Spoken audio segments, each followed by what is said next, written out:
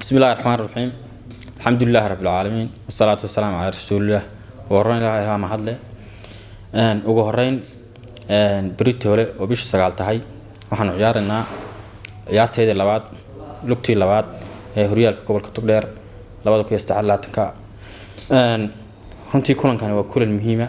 وكلن أدوين حوض عياريا أبقى حوض فعوين كل قبل كتقدر إن شاء الله لبدا كلن كا بريتولة دعونا أمس استاديوم كدعونا عملوا عيارنا وسارة هرمين مالية إن شاء الله هرتو حن رجيني أو جهرين إن لبدا يذكر حوض بقى نصوب بندق دعونا عيار بروح بدن وقنا عيسى taageerayaasha iyo daawadayaasha kubadda cagta runtii insha Allah kooxdayda dawladda hoosena waxaan rajeynayaa guul baan rajeynayaa inaan dad guusha ku soo noqon doono ciyaartii hore khalad dhaxdeeda kiimiba naga guuleystay qadarkana waan ku qanacsanahay waana u hambalyeynay kooxdii naga guuleystay ciyaartii furitaanka tartanku waa bilow lugtiisii labaad ba maanta bilaabantay insha Allah lagama kala tagin tartanku 14 kulan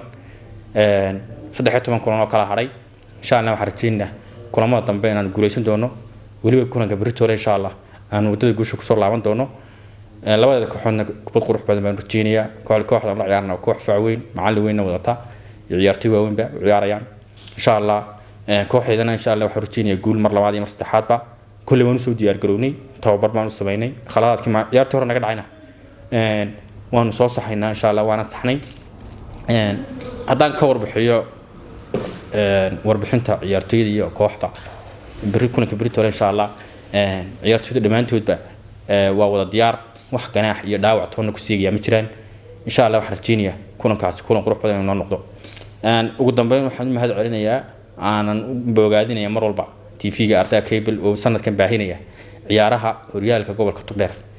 mar walba de sanadkii hore iyo kanba dhalinyaradu garab taagnaayeen sanadkan way sii laba jibaareen shaqadoodii aad iyo aad baan ugu bogaadinayaa waxa la aad u mahadsantiin halka ka sii wada waan ugu bogaadinayaa. Assalaamu calaykum waraxmatullaahi wabarakaatuh.